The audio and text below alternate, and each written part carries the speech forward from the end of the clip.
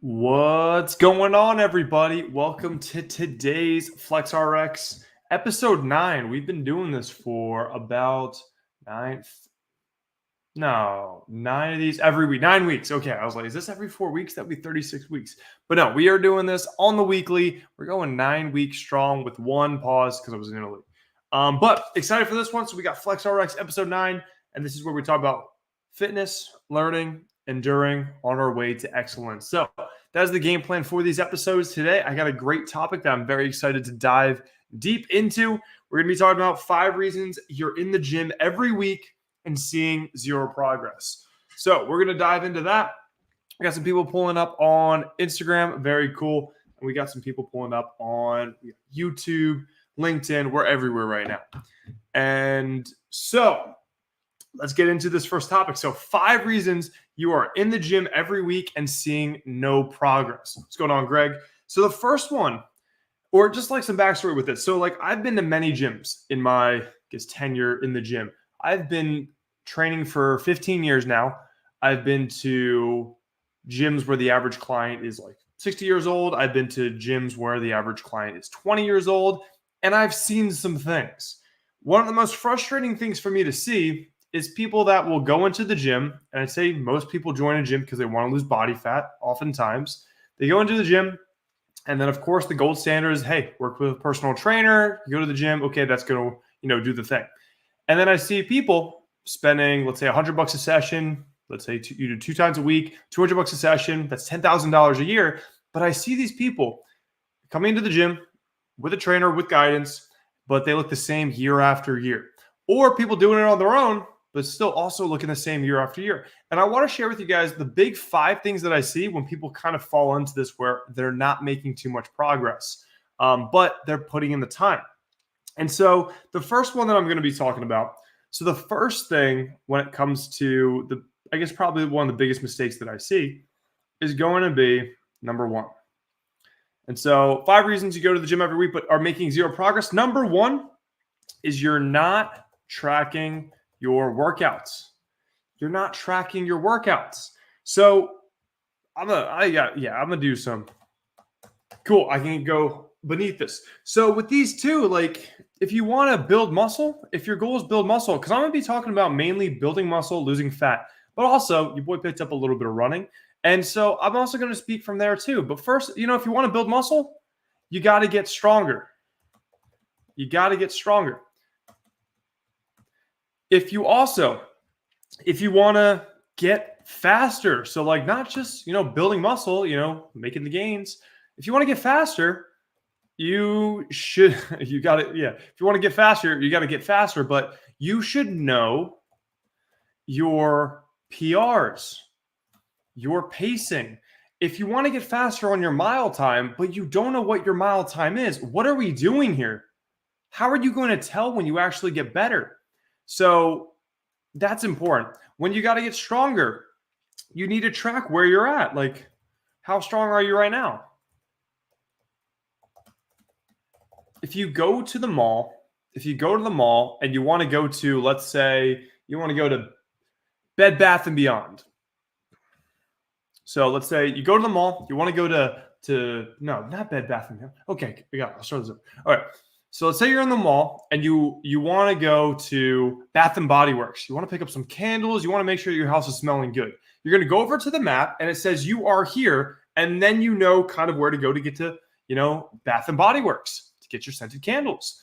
Same thing with fitness. If you want to get faster at your mile time, you need you are here to know, okay, I run an 8-minute mile. Let me get a 7:55. Let me get a 7:50 and pace yourself out on those. If you want to get a bigger bench press, you need to know, okay, I'm going to write down, I hit 135 for 6. Let me get 135 for 7 next week. Let me hit, 140 for 6s. So you need to know where you are to make sure that you can go somewhere from there and make sure you get those scented candles. So it's very important with these things to know, tracking. Tracking is very important. And the big thing here too is the big thing when it comes to tracking your weights and everything. Let me go back to the screen share. Is that you don't just all of a sudden hit a 50-pound PR. You're not going to be surprised by these big leaps of muscle gain or anything. You So progress is slow.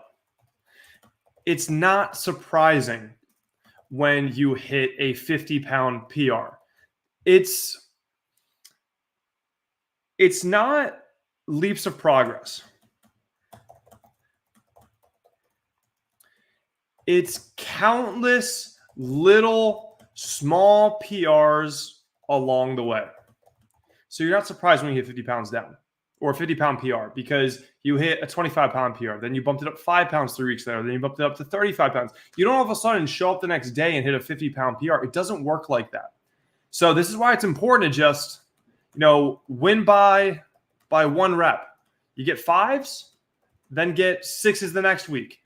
You get 135 on the bench, go for 140 on the bench. So it's these small PRs are what's going to lead you to these leaps of progress. So that's why it's important to track your workouts or track, pretty much track what you do. You're not going to hit a minute PR on a mile. You're probably going to hit a 10-second PR or a 5-second PR. Also on the same thing with like gaining 50 pounds on your bench. You don't all of a sudden, I benched 225. Now I hit 275. No, it's a lot between these kinds of situations. So that's the first one.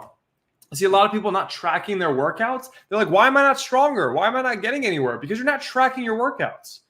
And there's a later point, but you may not even know if you're not seeing progress. But number 2, you don't pay your diet any mind. And let's talk about Mama Hejnas.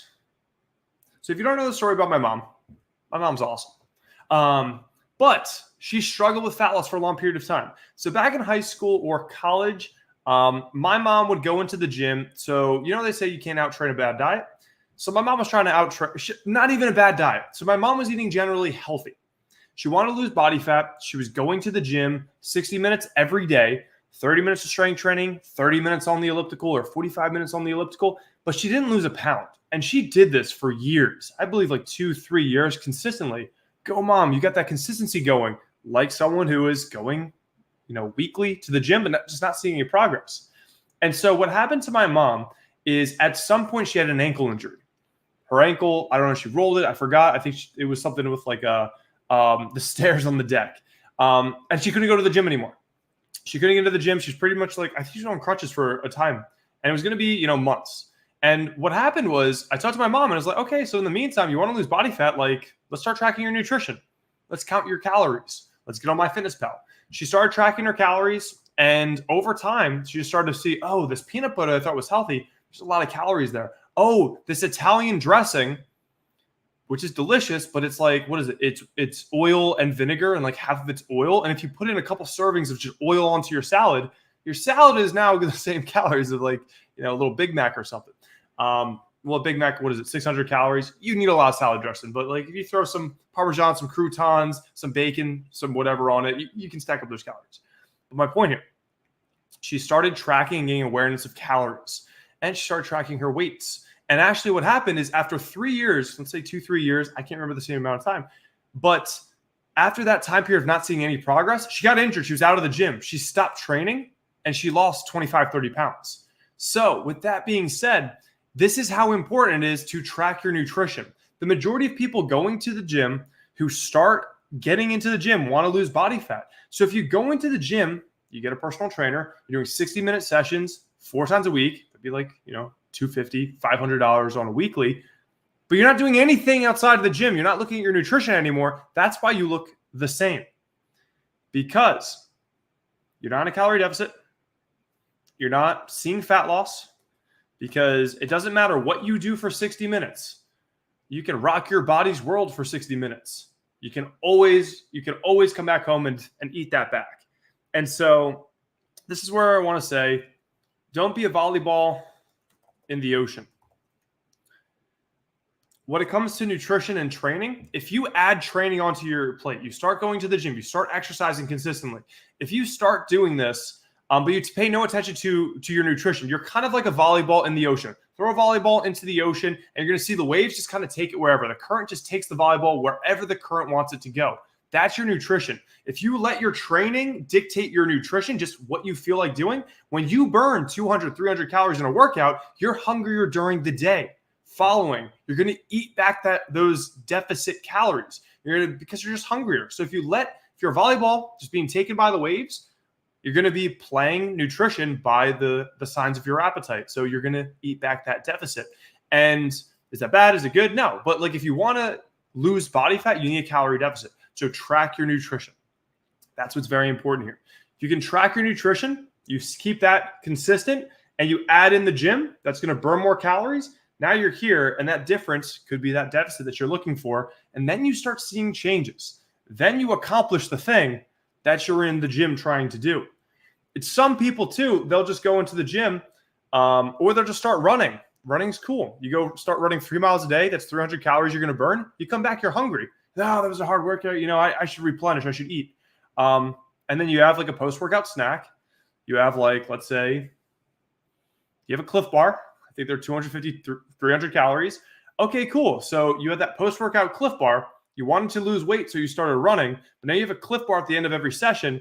You just negated that calorie burn.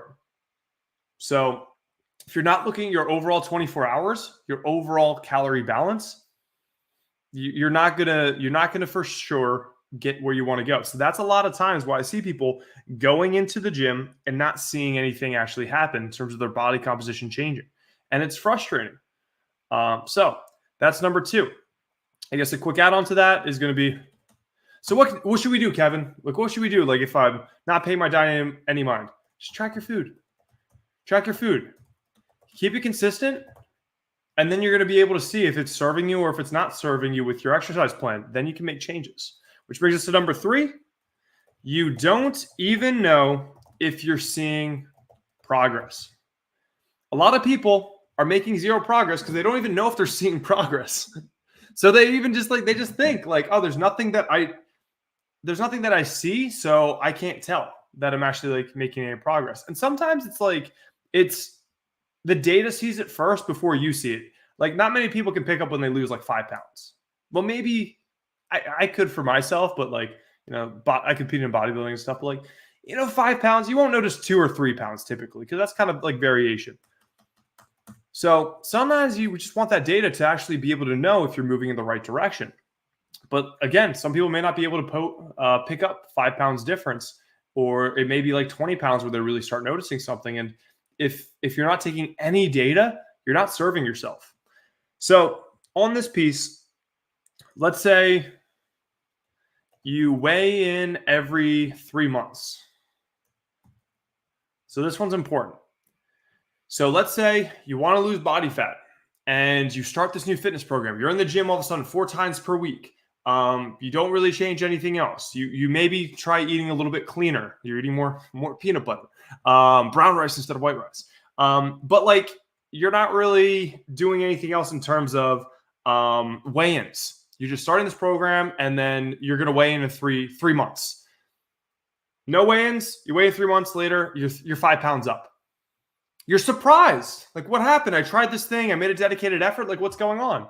And the thing here is like, what if you weighed in a week later or 2 weeks later and you start to see a trend?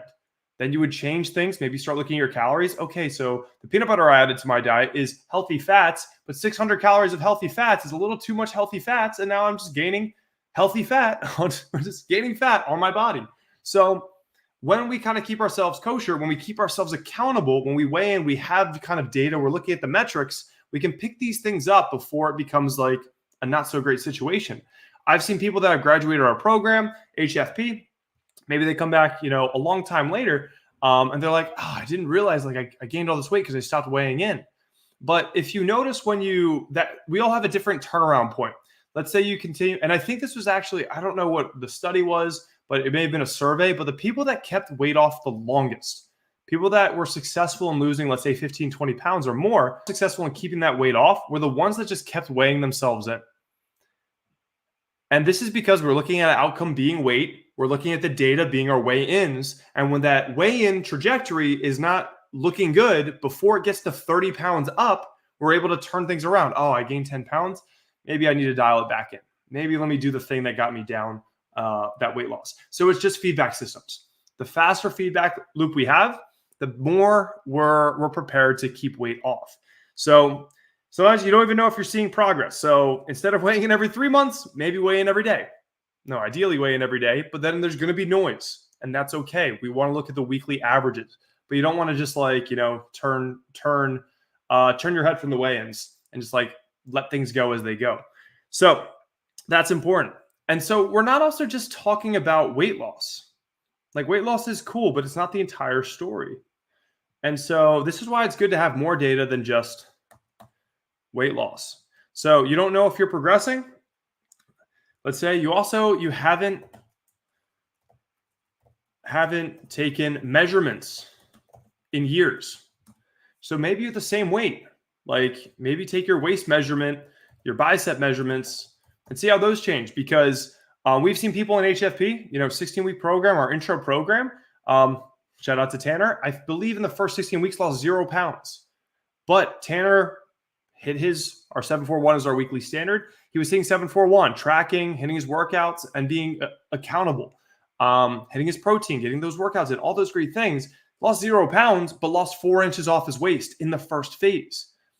So new vascularity he had never seen before, more muscle that he had never seen before. And so with all that being said, the scale's a good correlator, but it's not the entire story. So that's why it's good to also have waist measurements, bicep measurements, etc., or even progress photos to kind of see where you're going. I'm not trying to tell everybody that just because you're going into the gym and not seeing progress, that you're not seeing progress. Like you may be making good progress. You just don't know the data to look at. You may be down 0 pounds on the scale, but your waist may be down 2 inches. You don't know that unless you have the data.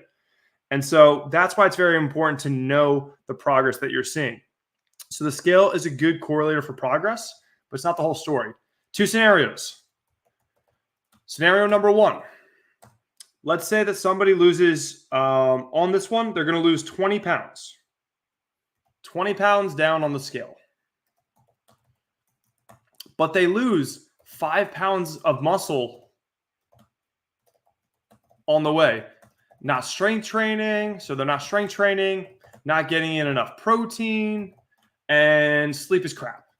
That's the way that you lose probably 5 pounds of muscle. It's hard to do. Scenario 2, you're only down 10 pounds. Man, this program's not working. What's going on? But in this scenario, let's say you gain 10 pounds of muscle on the way. You're sleeping, hitting PRs, and getting your training in. You're actually down, in this case, 20 pounds of fat. And in the other situation, you're down 15 pounds of fat. Wouldn't you think that you had less progress if you're only 10 pounds down? A lot of people will think that, but unless you get a DEXA scan, in-body scan, something like that, you may not notice this. But this is why it's so important to be in the gym, strength training, and taking other different measurements than just the weight on the scale. So that can be big. Number 4 we're going to move into is in the gym, you're doing whatever you feel like in the gym. You're not doing, there's a reason that a lot of people aren't seeing any progress. They go into the gym, they're just like, yeah, I'm just going to do whatever I feel like it today. I'm going to go hit some bicep curls. Maybe I'll go over there, hit some lateral raises. And my question here with like a lot of people that are just going to the gym and just like do whatever they want. Again, volleyball in the current, just going, Wilson. If anyone understands the reference, drop that down below. Some people weren't born at that time. But to be said with that, it's important to make sure that you have structure in your plan. It's important that you have strategy in your plan, because otherwise, again, volleyball in the current, who is by choice on the day, on a whim, going to go do Bulgarian split squats? Not me. On a whim, you're going to go do some walking lunges, sets of 20 steps. Probably not something I'm going to do. So we don't want to set ourselves up to do what we want on a whim, because when it's on a whim, when we do something on a whim, we're probably going to take the path of least resistance. So on a whim, going to do what's easiest, the least friction. Another example here. Let's say you want to get started with training. So an example here. Let's say you want to get started with training. If you just say, I'm just going to go when I feel like it. So on a whim, like, I just think in the morning and I'll kind of like figure it out during the day. Do you think you're going to get training sessions there? Because it's not the path of least resistance isn't just getting up and going sweating and getting a workout in. But if you ask, okay, so what time are you going to go train tomorrow? Okay, where? Okay, so 8 a.m., going to get it done. The decision's already made. When we set ourselves up to make decisions on a whim, we're not going to make the hard decision. We're just going to do the easiest, the path of least resistance. So when you're building those new habits, you got to pre-select your decisions. You got to plan ahead. If you're at Cheesecake Factory and you're trying to lose body fat, you walk by to the dessert counter. That cheesecake looks damn good. It's like 1,500 calories per slice. If you didn't already select your game plan going into that meal, you may have some of that. You may have some appetizers. You may have like a meal. And it's a 3,000 calorie, 4,000 calorie meal. Or you look at the menu ahead of time with your long-term goals in mind. And you're like, all right, I'm going to get this off the Skinnylicious menu. I'm going to get that. And actually, if I have cheesecake and that thing off the Skinnylicious menu, I'm only going to be at, 1,800 calories. And I can make that fit into my maintenance or whatever calories for the day. And so if you plan ahead, you're going to be way more set up for success with your long-term goals. So you're doing whatever you feel like in the gym. So we don't tend to just gravitate to what is going to be difficult and what's going to be best for us. We're going to gravitate to what is easy. So with that one said, what do I do in this situation, Kevin? You're going to plan your workouts. Write them out beforehand. And many people struggle with what's called gym intimidation. Intimidated in the gym. Like, I don't want to be in anyone's way. I'm going to just go do some curls, then go on the treadmill, just kind of be out of the way. And I even experienced this. When I go in without a plan, I even want to be out of people's way. I'm like, oh, that person looks like they're really getting after it. They have like a game plan for today. Let me just not be in their way. Situations like that do arise. And so you're better off. It's your space. That's where you really want to dial in. So it's your space when you already have a game plan and you just feel like you're on a mission and no one else matters in that case. And finally, on this final point, it's hard to hit PRs if your exercises are always changing. So if you keep changing if you're going into the gym just doing whatever you want, you're not going to make great gains, because if you just keep changing the exercises you're doing, you never build momentum with those exercises and you never actually get stronger. You're just learning new stuff all the time. It's kind of like if you want to get really good at basketball, but then you're playing pickleball the next day, then volleyball, then you go roller derby, then you go, and you never actually get better at the thing. But if you, let's say in this case, you want to get better at basketball and you play basketball every day for 30 days, you can get really darn good. If you squat 3 times per week, I'm not going to say everyone needs to go straight to 3 times a week squatting, but if your life depended on it, you're probably going to be squatting more than once a week or once every month. And that's how you really build up those PRs. You get momentum, you get skill with a movement, and then you're able to actually move more weight and your muscles will get stronger. And a stronger muscle is a bigger muscle, because remember from last time, big scary muscles move big scary weight. And that's what we want. Final point, number 5. Cinco. So number 5 is going to be, you don't train hard enough. You're just not training hard enough. And this is it's no fault of anyone's own necessarily, because you don't understand true failure until you actually go there. And oftentimes with a buddy, with a support system, dude, no, you got more on you. That's it. Really? And when you start getting competitive with somebody else, we even seen this with some of our clients in HFP. Shout out to Mike. Started training with a gym buddy. He's like, now I get what hard training is like. Now I'm seeing some differences. I'm seeing more muscle growth than ever, because I thought that this was what's difficult when it's actually here. This is what I'm capable of. And there's a quote, I think this is Hormozy who said this, but it's just in general, the quote is, you don't even know what hard is. I'm getting into running a little bit. I think that running 3 miles is really tough right now, just even from the mental aspect. It's actually getting easier, but previous was a 5K. Whoa. But I don't know what hard is yet, because you can pace that a certain way.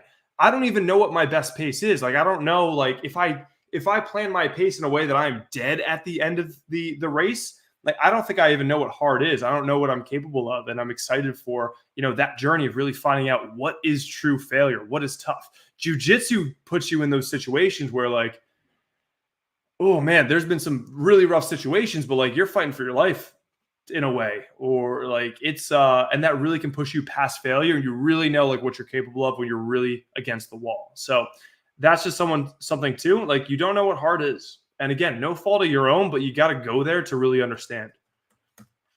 And so how do we figure that out? There's two things here. I'm going to go with two ways. So how do we figure this out? So the first one I want to say is just like, this is a way that I know that you're not training hard enough. You are not training hard enough. I'm going to go off the whiteboard because this could be a clip. But I know that you are not training hard enough if you think that your rest times in the gym are boring. If you are bored during your rest breaks, you're not training hard enough. And it's like a 2-minute rest break or something. The reason I say this is because you should be yearning for those 2 minutes. That should be like the second longest 2 minutes of your life. And so with that time, like 120 seconds, you should be like catching your breath. You're like, man, I really needed this. Like after a hard set of squats, like you were looking forward to like sitting on like a chair for like 2-3 minutes. But like if you're kind of like, you finish your set, you sit on the chair, and you're like, oh, it's 20 seconds. Like, when can I do my next set? It's like, you did not train hard enough. You did not train hard enough. So get back, do the set, throw in another couple reps. And that's kind of like, that's one indicator that you're probably not training hard enough and you're leaving reps in the tank. Now, the other thing that I want to say as far as, are you training hard enough? Here's a fail-safe for you. Fail-safe. So the other way is just beat the logbook. Just make your mission in the gym, just beat the logbook. Because two things could happen. One, eventually you hit true failure. Eventually, you keep trying to add a rep every week and then 5 pounds every couple weeks. And then eventually you hit failure and you're like, oh, I really can't move this anymore. I'm fighting tooth and nail to move this next rep. I can't do it. So over the weeks, eventually you hit true failure. Or what's going to happen, or you just keep getting stronger and stronger into eternity. Eventually, you're like the same mass of the earth in terms of just like lean muscle tissue. You're the new Mr. Olympia, and you rewrite the history book in terms of like bodybuilding. So either of those two outcomes are going to happen. I think that you'll probably hit that first outcome where eventually you hit true failure. But otherwise, you never know. But in terms of that, very important, just beat the logbook. Just keep beating your previous performance. And that's going to be always, it's also a fail-safe in terms of you progressing, because it's going to have you striving to move more weight, get stronger. And that's where you're really going to get those gains. So let's go quick recap. The top 5 reasons. Let's bring up the whiteboard. So the top 5 reasons, that's 5 reasons you go to the gym every week but are making zero progress. 1, you're not tracking your workouts. 2, you don't pay any mind to your diet. 3, you don't even know if you're seeing progress. 4, you're doing whatever you feel like in the gym. And 5, you just don't train hard enough. And these are the big pieces. I would even say 5 is applicable to anything. If you're not training hard enough when you have those hard days, again, sometimes I'm just learning about running. So there's typically 4 runs per week. You have a long run, 2 easy runs, but this hard run that you're supposed to do, when you're supposed to go hard, you go hard. You go there. Same thing in the gym. Your sets for hypertrophy, when you're training, they should be difficult. They should really test you, and you really need to push yourself if that's how you're going to, gain more muscle over the long term. So that is our topic on 5 reasons you're in the gym every week and seeing no progress. Thanks for watching on that piece. All right, let's get into some Q&A. Let's dive in. That was a great podcast. Thank you, Greg. I kind of see that it's usually the things that I get worked up about usually do better, or they're just easier for me to talk about. Like if it kind of makes me mad, it's a little easier. Also, before we get into Q&A, cool thing that's going on right now is I moved the memory card over. So I think I can do this like that. What's going on? So we are live on Instagram. This is the FlexRx, and I'm vlogging today. So what's going on? Inception. All right, back we go. So let's get some questions on. Greg, you made it too. You're also spotlighted right now. But let's get some questions. What's going on, Greg? Thank you. Greg, do you track everything in terms of food? I've known people who track everything down to the number of sprays of cooking spray they use. So I would say it's going to be, different times call for different measures. And I always think if someone is a fat loss client, I consider someone who is like a fat loss client as they're doing their own bodybuilding prep. In their world, like losing that first 10 pounds, 15 pounds of body fat has been so challenging for so long. Let's cross our T's, dot our I's, and get everything that's controllable controlled. So let's say if I'm deep into a prep, if I am like really dialing in, if I have a coach and I want to be as coachable as possible, hell yeah, I'm tracking the sprays. If I'm doing, I can't believe it's not butter. Every 12 sprays is 1 gram of fat. So I'm tracking that. I'm going to be very lean on the sprays for Pam spray. I would actually haven't tracked Pam spray, but I know if I hold that thing down for 4 seconds, it's different than if I do a couple spurts. So just be cognizant of it. But yeah, I'm going, if I am competing for an end goal, or if I really trying to dial in on a fat loss phase, yes, I'm tracking everything, especially if I've plateaued. For our clients in HFP, we say track everything that is calorie containing, because if we're not making the most of our time together, then like we're doing a disservice. So let's do our best, and like let's not leave anything to chance. That's how I feel about that. Once you accomplish that fat loss phase or that dialed in thing, when you're building more of the lifestyle over the long term, like, yeah, you can probably be a little bit more flexible in those. But if you don't count something, it doesn't mean those calories don't count.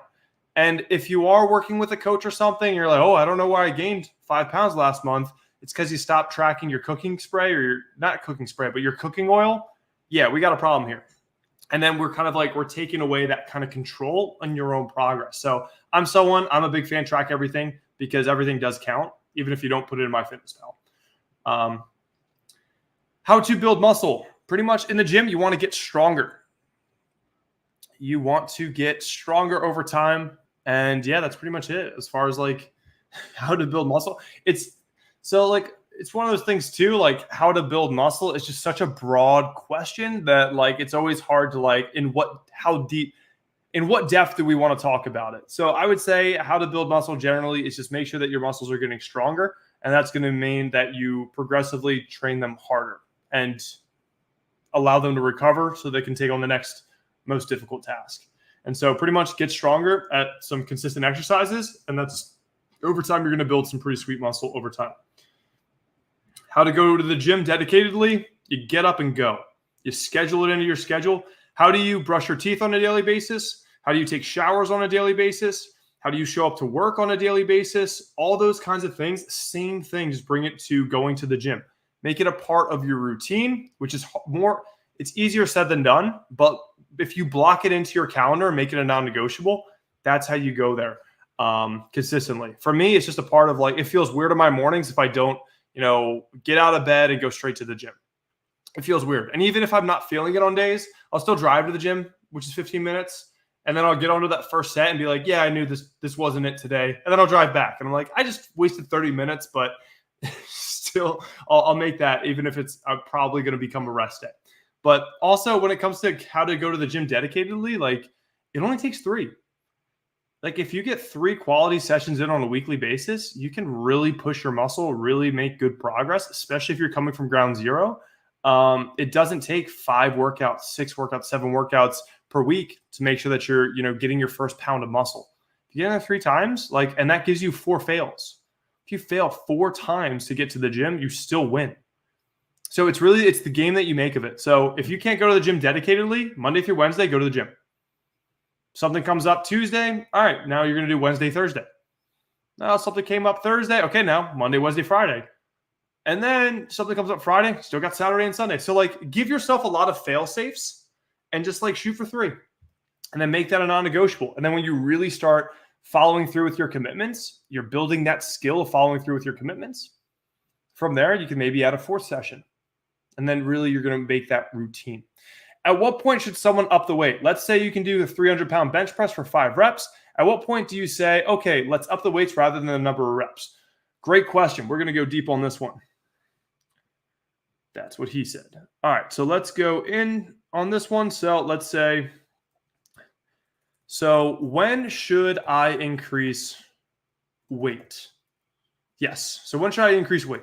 So I'm going to tackle this from a couple things. So first off, just in general, specifically with the 5 rep range, this is where you're probably not going to want to up the weight, because what you can do for 5, you can usually do for like 3s. So let's say, so 5 rep range is the bottom of the hypertrophy zone. So that's like probably 5 to 30 reps. If you're hitting failure between 5 and 30 reps, you're pretty much getting a very effective hypertrophy set. And the way that you quantify how much volume you're doing is by difficult sets. Be it sets of 5, 8, 10, it's all one set if it's difficult. And so in this case, you're probably not going to want to up the weight.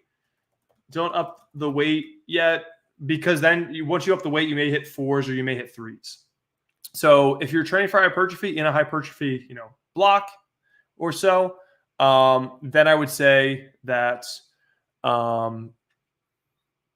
be in the 5 to 30 rep range on the majority of your sets. So I got sidetracked because I got Instagram over here, and I'm like, oh, there's some questions there too. So trying to get to a bunch. So 5 rep range. This is the bottom of the hypertrophy zone, so don't up the weight yet. And then I think of rep targets as plus or minus 2.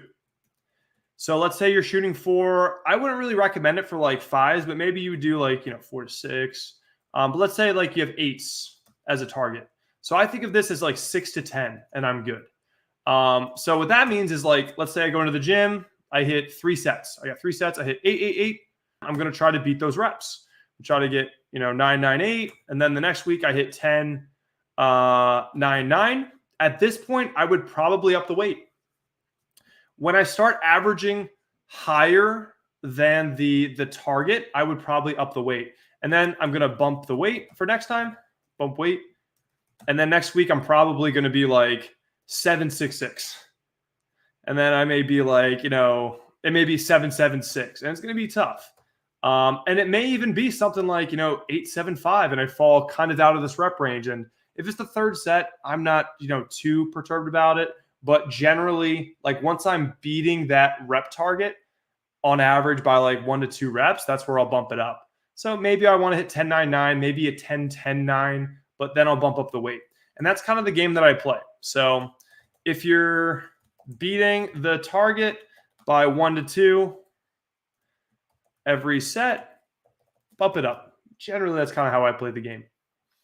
And then, like, I would only bump it down if you're like you're over 2 reps under for majority of sets.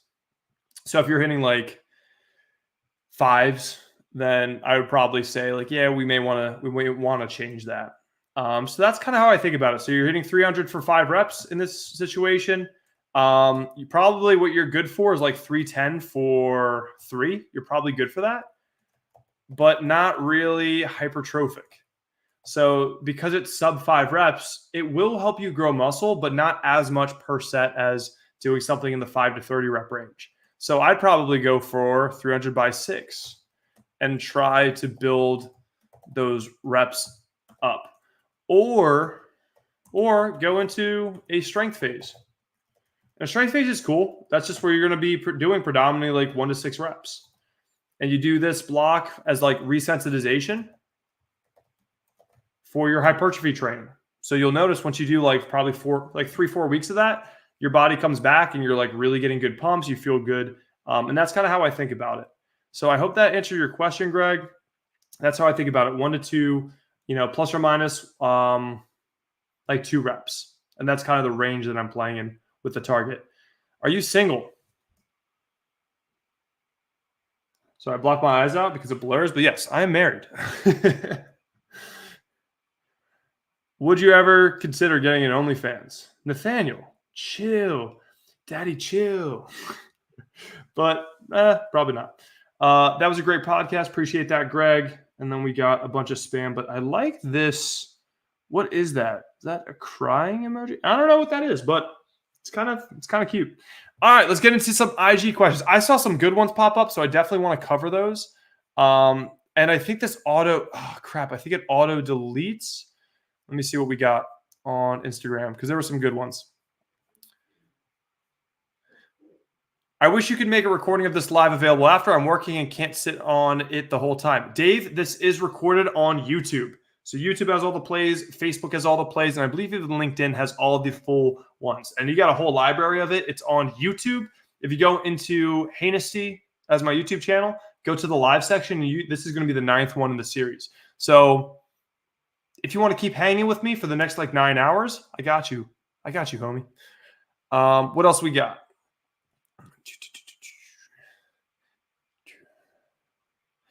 What about your articulation in your knees? Are they good? I have problems here. That is why I don't lift weights. Yeah, I mean this with love. I think that's a bullshit reason not to lift weights. Like, I mean, unless like doctor's orders, like they're like, I don't even think a doctor's gonna say. I mean, unless like you got like legitimate like you're wheelchair bound or like you don't have the nerves to like kind of bend your knees, then I understand that. But like I don't think the articulation in my knees are good. Like you can still do leg extensions because you still have quads and like you just want to get a weighted kind of sensation on them. So I would say, and this is something too, a lot of people will say, like, I don't do weights. Doing weights, quote unquote, doesn't mean go for a 1 rep max that crushes you. You can do sets of 15 or 20, make them tough and get a great training stimulus. It doesn't have to be. And my mom has been the same way when she would go to the gym. She's like, Kevin, I don't want to like, train super hard like you and stuff. I'm like, Mom, you won't. What is hard for me being, let's say 300 pounds, it's relative. Like what's hard for you could be, 50 pounds and that's okay. It's all relative. But like, I wouldn't say go straight to like 1 rep maxes and like crushing yourself. But like, I would say in more times that I've been experienced, I mean, individually, maybe there's some situations there. Maybe there's doctor's orders to never, be under weight load. But I would see like my knees, I've never had an assumption that the articulation of my knees has never been a question. If I can squat, move, or whatever, I want to get strong in all the movements that I can do. So whatever you're functionally capable of doing in terms of the movements and planes, I would say it's worthwhile to get strong in those planes of motion because we want to retain the strength in our movements as long as we can.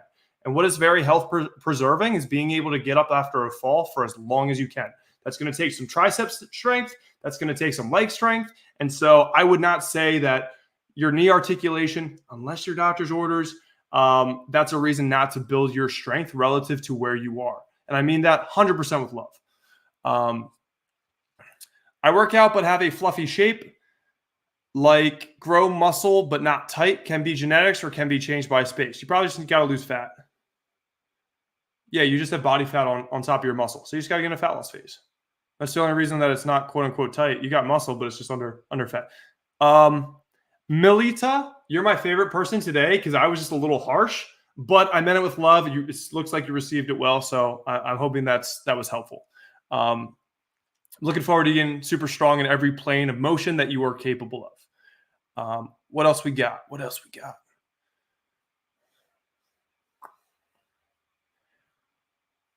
All right. I think I saw like one other like kind of a paragraphy question that I thought looked good. Here we go. I feel like breakfast is the hardest meal for me. Never really know what to eat. Right now it's 2 eggs and half an avocado. So that breakfast you're having is I don't know how many calories in half an avocado, but I know it's like all fat and it's pretty dense.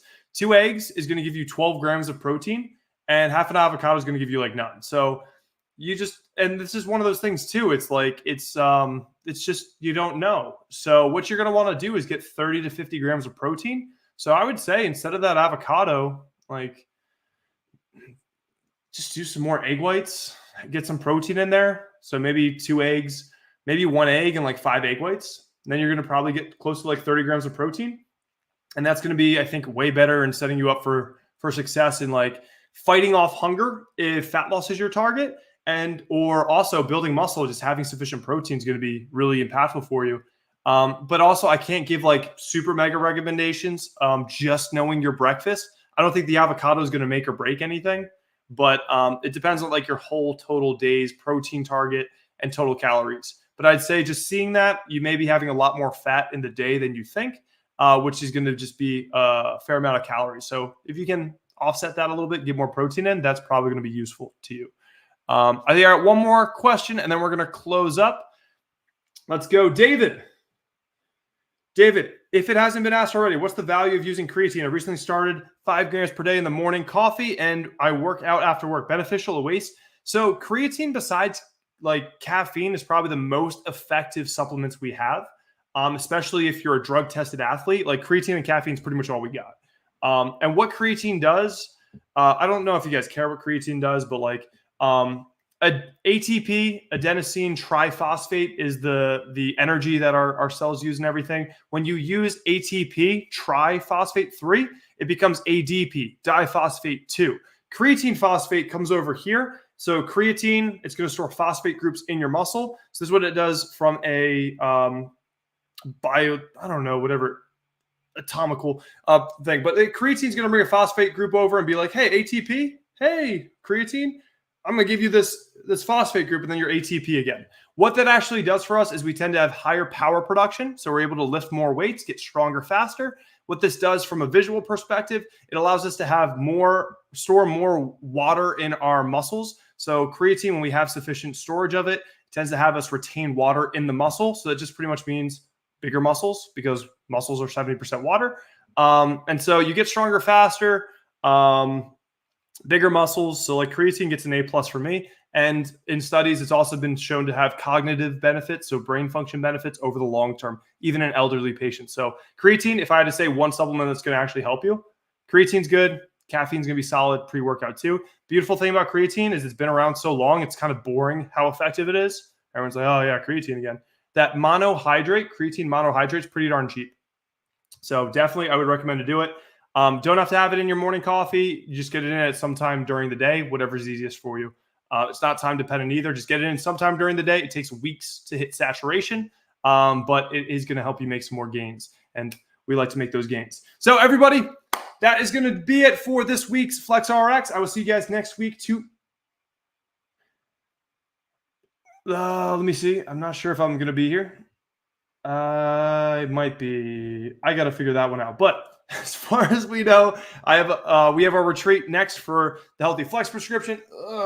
We got our next retreat coming up next week. We're going to be in the Smoky Mountains. I'm super stoked for it, but maybe on a flight when I have my normally scheduled Flex RX. I'm not positive yet, but we'll be looking at that. But appreciate you guys hanging with me live. Share this with a friend. That would be super duper cool. And if you're interested in HFP coaching program, lose fat, gain muscle, just feel awesome, go to Hejnasty.com/coaching and fill an application, or DM me on Instagram and we can see if it's a good fit. So we'll see you guys all next time. Have a great day. Bye.